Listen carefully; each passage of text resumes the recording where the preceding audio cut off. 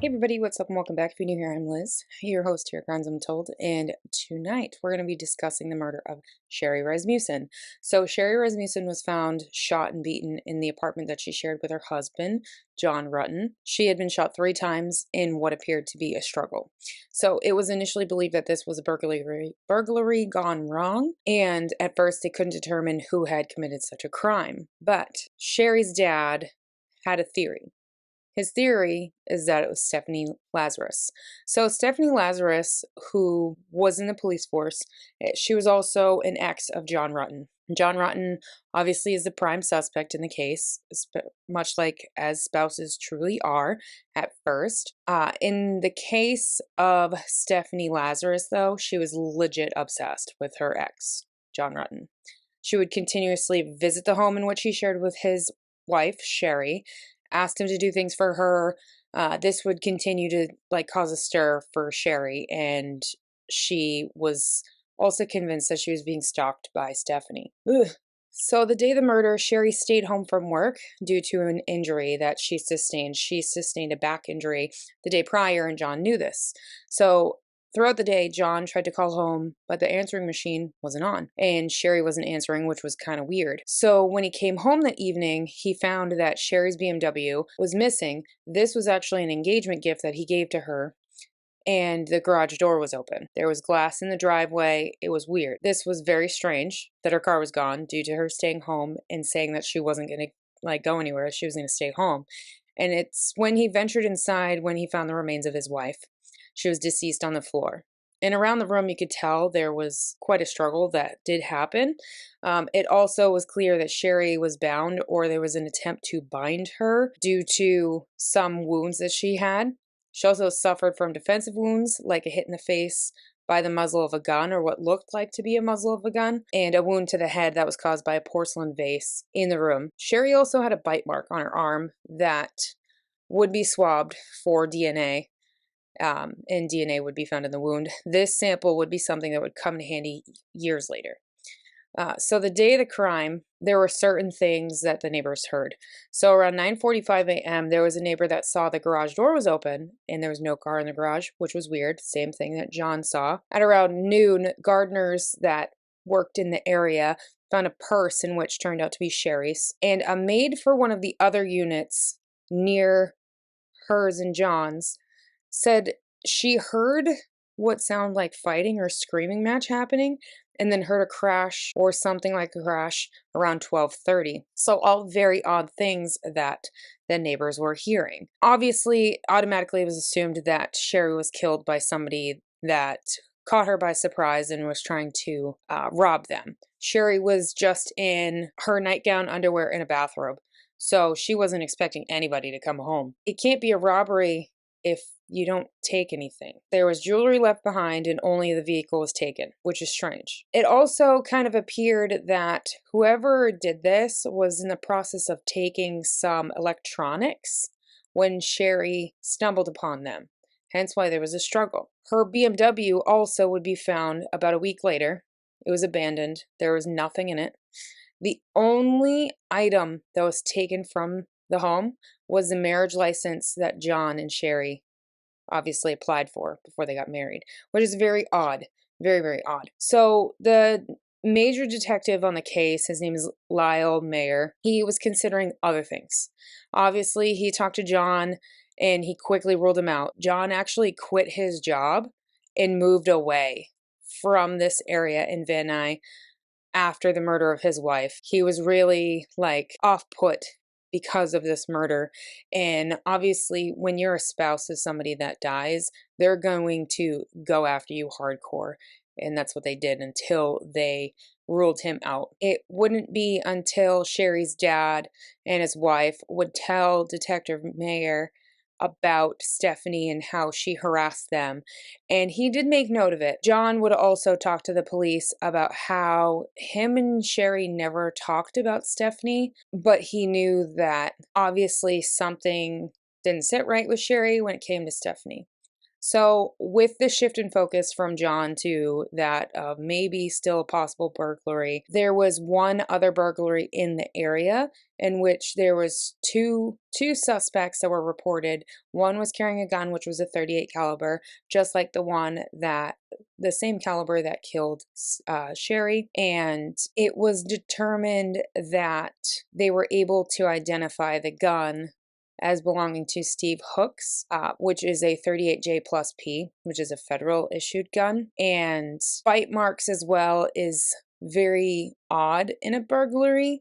It's much more, you find it more with women than with men, because women will fight hard and fight dirty with each other, whereas a man is not going to just outright bite a woman, you know what I mean? So men have been known to bite during fights. So burglary still kind of stood, it still was a thing, and the case would go cold. So about 8 months after the crime, there would be a reward offered by Sherri's family for anybody that had any information in regards to the murder of Sherri. But also, unfortunately, at the time, there was a lot of gang violence, and crack was a huge, huge thing in the world during this time, which is unfortunate. I mean, we've come a long way since 1986. Drugs are still an issue. And I mean, even this crime, it took a long time for everything to kind of like fully shape and take its course. Since this had become a cold case, it obviously was put on the back burner. About a year after the murder, her family was completely frustrated. They wanted to have a press conference to call for action when it came to them not doing anything for Sherri, and also criticizing the police and how they completely disregarded the fact that Stephanie is involved somehow or might have been involved. The detectives working on the case told Sherri's dad that he was watching too much television and he basically just needed to calm down. They were doing their job. Her dad was still not convinced that Sherri died from a burglary, a botched burglary. What you have to imagine is that somebody who is in good physical shape would be the one to take down Sherri. Now, Sherri was in good shape, but yet she struggled to take down whoever killed her. And it would have taken quite the struggle to subdue her. I mean, she, from what I've read, was a very strong woman. Whomever it was caught her off guard, was able to subdue her, and shot her at close range in the chest, but was also able to muffle the shots with something such as a quilt. This all points to it being deliberate, and it's non-accident. It's not accidental due to a struggle. This was planned. So eventually the Detective Mayer, retired, and there was a new detective that was assigned to the case, but he did not follow up on any of Detective Mayer's notes and just didn't think anything was going to come of this case. So once again, Sherri's dad, this is in 1993, offered to pay for testing for the DNA that was found, that was swabbed from the bite mark, now that this type of technology was available. So he was told the police had a suspect that they have to have a suspect in order to proceed with any DNA testing. This obviously set off her family. Nothing was happening. Nothing was working for them. And it just showed that they didn't take this case seriously. Meanwhile, Miss Stephanie Lazarus moved her way up through the LAPD, and she became a private investigator. And by the time in 1993, she was a detective. 3 years after she became a detective, so 1996, she was married. She adopted a child, and she moved back to Simi Valley, and she would end up becoming a instructor at the police academy. So she literally went on to live her life, or she literally went on to live her own life, and nothing happened. Thankfully, in the late 90s, DNA testing became more of a thing, and the LAPD would end up forming a new unit that would look at forensics that was collected from cold cases, and they would be able to look into new leads. Among the evidence that they wanted to look at was that of the swab from Sherri's bite mark. However, it wouldn't be until 2004 for anyone to analyze it. That would be criminalist Jennifer Francis. So also some of the evidence from Sherri's case was missing, unfortunately, because when there's multiple detectives on the scene, they collect things, they don't always put it in the correct spots, which is unfortunate. What I can say is that Jennifer Francis was able to deduce that the saliva found in the bite mark was female, and there was no match in the combined DNA index systems database for the state of California. Several years after this, Jennifer Francis said that she had not just access to the sample, but she had access to the total file for Sherri's case, which had been given to her in order for her to decide on what other samples from the case she wanted to analyze. And it's when she discovered that the person that created the bite mark was female, she reviewed it, and then she would come across something else that says a third-party female who had harassed the victim at not just the place of the murder, but also at her job. This is when Jennifer Francis would ask the detective that was supervising all of this, if this woman had been looked into, to which he just kind of was just like, oh, you mean the LAPD detective? He then went on to explain who Stephanie Lazarus was, how she was a former girlfriend of John Rutten, and she was a current LAPD detective, but she didn't have anything to do with this. He just insisted that it was a robbery and that what the department had decided happened, that's what happened. No other detective wanted to pursue this case, and then all the evidence was just filed back. Fast forward to 2009, Los Angeles had been looking more into cold cases as more and more clearances were available. So in Van Nuys, there was two people that would review Sherri's file, and that's Jim Nuttall and Pete Barba. And they found it very interesting. Interesting to the point where they wanted to look into it. So because DNA testing obviously, it showed it was a female suspect, they decided that obviously this burglary theory wasn't a thing, and they just had to start from the beginning. So when they looked over at the case, they realized that it was staged, and it was staged to throw the police off from what actually happened. When you think of a break-in, there's a point of entry, doesn't generally happen during the day. Jewelry is typically missing, and nothing. In the case of Sherri, nothing has been touched. It happened during the day. Her car and their marriage license is the only thing that's missing from the scene. So very strange. The condos or their apartment was in a gated community, and it's surrounded by other units, and the burglar or whoever forced their way in would have been seen. The front door had an alarm. It wasn't forced open. Like there was no way for anybody to get in. Aside from this and the inconsistencies of the theory that the LAPD kept saying, there was a stack of like stereo equipment with a VCR that was on at the top of the stairs. This suggested that the struggle between whoever attacked Sherri and Sherri happened at the top of the stairs and then continued downstairs. So it's likely that that stack would have been knocked down and scattered as well, but it didn't.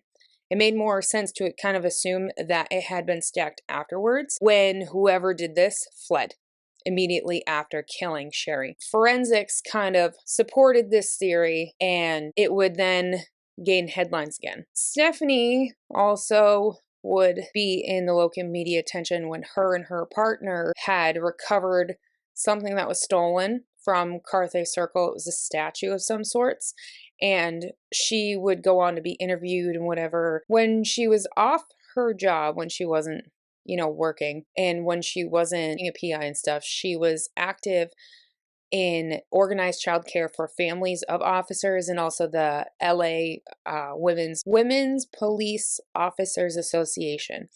And what she would do is she would make homemade soap and chocolate covered cherries for her neighbors in Simi Valley for Christmas as well. What a sweet lady. Sweet lady. Well, since she was still in the department, you kind of had to tread carefully, and she was, in everybody's mind, the least promising suspect. What was weird is that her and John's relationship ended the summer prior to Sherri dying. So literally less than a year before Sherri dying is when Stephanie and John's relationship had ended. Every other suspect was eliminated. There was only one one other woman that was kept in, and that was a former coworker of Sherri's, who had some disagreements with her, but she was eliminated via DNA. And that left only Stephanie. So they had to keep this very under wraps, so she did not know. And because of who she was in the department, not only did her husband work in the commercial crimes division as a detective, she also had friends that could have tipped her off. And now, if she was the one that killed Sherri, she could potentially work her way around in her defense. If she wasn't the killer, then they could potentially just have a smear campaign against a fellow officer who apparently had a great record over the course of her career. She never had any disciplinary problems. She had no complaints or civilian complaints, none of that. And she was only referred to as number 5 in their case notes for safekeeping. They worked on the case after hours, so nobody could hear, behind closed doors, so nobody could see. And they even went as far as deceptive stories when it comes to, all right, so since they had to tread lightly, they had to be very smart as to how they were going to go about figuring out if it was her that did it. Now, like I mentioned, they had to develop a cover up on how to explain why they wanted to look into personal records about one officer in particular from about 20 years ago. So the detectives were looking into her life back in the mid-80s, and what they were looking into was how they got their guns, their off-duty carry guns, which was a .38 caliber. A lot of them preferred that. Also, that they had to be compatible with Federal Plus P ammo, just like the one that was used in the murder. Records show that Stephanie owned a Smith & Wesson Model 49 that was a .38 caliber at the time, but she said it was stolen, and she reported it to the Santa Monica Police Department, not her own department's armorer. And this was 13 days after the murder of Sherri Rasmussen, which was kind of strange. She assumed whoever stole the gun threw it into the Pacific Ocean off of a pier nearby. Personally, it's thought that it was actually her that did it, not anybody else. So without the weapon, the only thing they could do is use DNA to connect her to the crime. It's believed that Stephanie killed Sherri because she was envious that it wasn't her and John together. So what happened is this. She would be arrested after they were able to grab a cup that Stephanie was drinking from, and a sample was taken from the cup and it matched the bite mark on Sherri Rasmussen.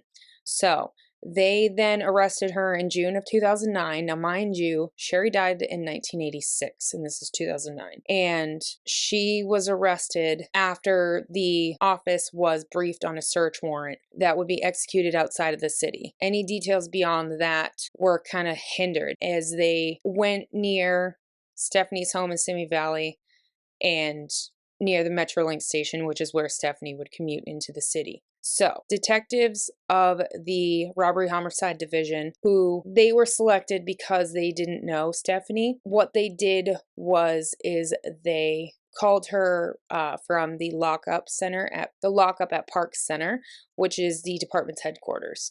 And what was ordered is that Stephanie would have to surrender her gun and her equipment in order to enter, which then meant she couldn't resist violently when she would be arrested. And she was arrested following an interview, or this was a plan to be arrested following an interview, or when she realized that she was a prime suspect. She was told that somebody was in custody and they wanted to talk to her about the art theft.